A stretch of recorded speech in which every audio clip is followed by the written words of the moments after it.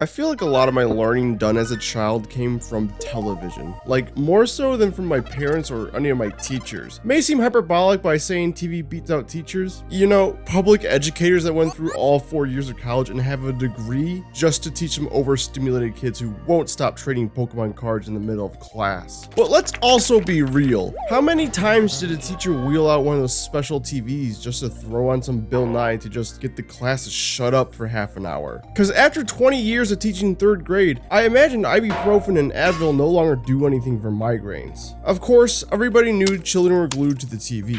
It was actually a bit of a problem. Every now and then an article would come out talking about the effects television watching has on developing minds. So parents would limit the amount of TV you're allowed to watch per day, until eventually it dawned on them that if they're not watching TV, that means they have to actually raise their kids. So fuck that. Let them become vegetables on the couch, because mom's got some leftover box wine and TV Land is having a Golden Girls marathon all day. And advertisers were fully aware of the situation and capitalized on it. Oftentimes these call now commercials would pop up just slinging the absolutely shittiest products imaginable, like the Fun Slide carpet skates. The ads made them look so cool, but the truth is you didn't go very far, or you completely overdid it and fell and busted your ass. But in an attempt to bring some law and order to this lawless Wild West landscape, you would get the occasional PSA, or public service announcement. And not all were directly aimed at kids, like there were a couple of fire safety ones or natural disaster ones, but come on, I'm talking about those drug PSAs.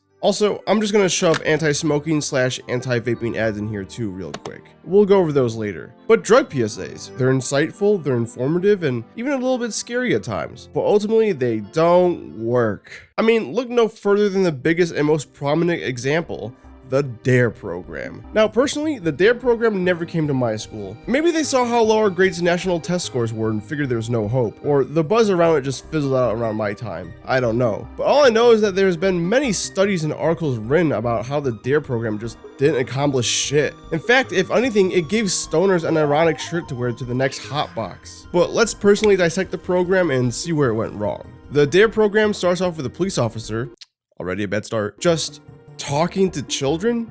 That's it? Really? That's it?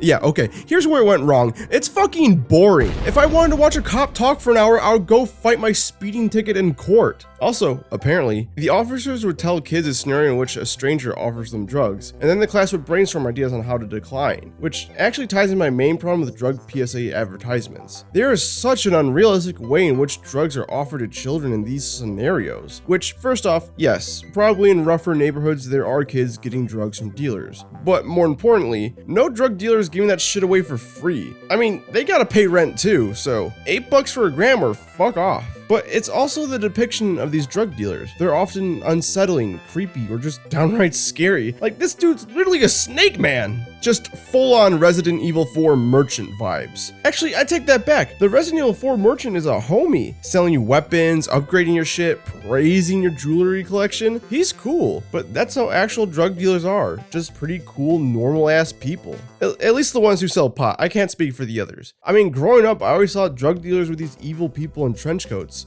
But then in high school, I found one of my good friends sold pot, and I was like, oh, how much are you charging? So early drug PSAs from the 80s focused on vilifying the dealer and showing the harmful effects drugs have on your body, while the late 90s and onwards show the effects it has on the ones around you, like friends and family. Perfect example. Here's a classic one from 1987. This is drugs.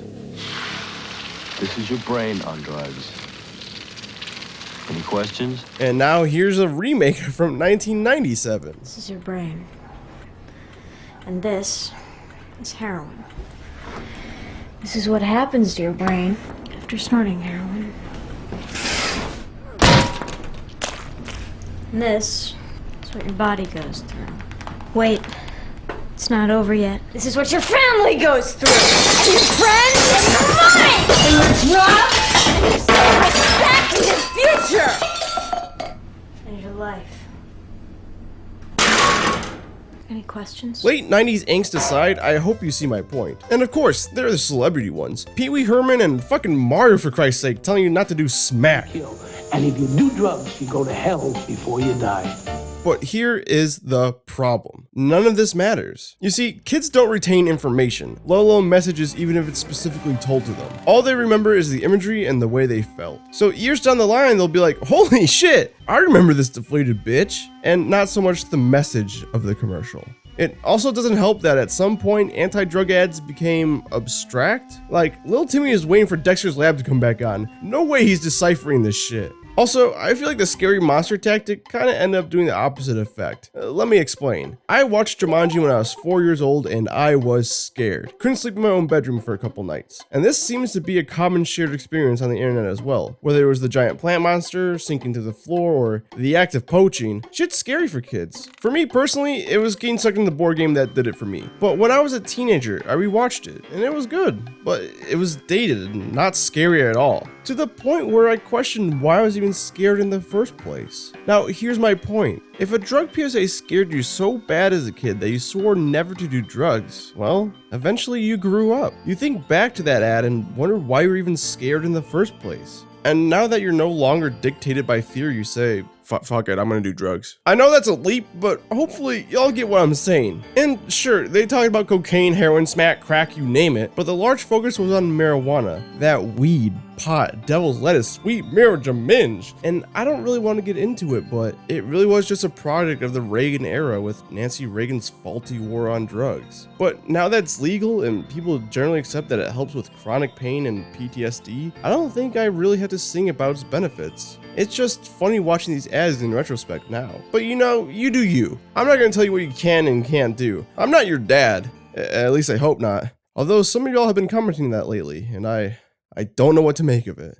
And real quickly, just to wrap things up, anti-smoking and anti-vaping ads. Anti-smoking ads were all about peer pressure, which is fine and all. Maybe peer pressure was more prevalent back in the day, but today, you ever decline a cigarette from somebody? They don't look down at you, they look up at you. They usually praise you for not smoking and wish they did the same. Now, anti-vaping ads are all about relatability, but like, it's dudes completely overdoing it. Like, youth church pastors amount of ham here. Plus, I find it funny that these truth ads are all about quitting vaping. Like, they know once you enter sophomore year of high school, you automatically develop that nicotine addiction. So it's better to encourage quitting as opposed to never starting. I mean, if you really want to get someone to quit smoking, you just gotta show them one of those commercials where they have people with holes in their throats. Now, that's real, and that's authentically terrifying, even to me now. It's this kind of advertisement that makes me want to quit. But 4 years addicted and my lungs are still going strong.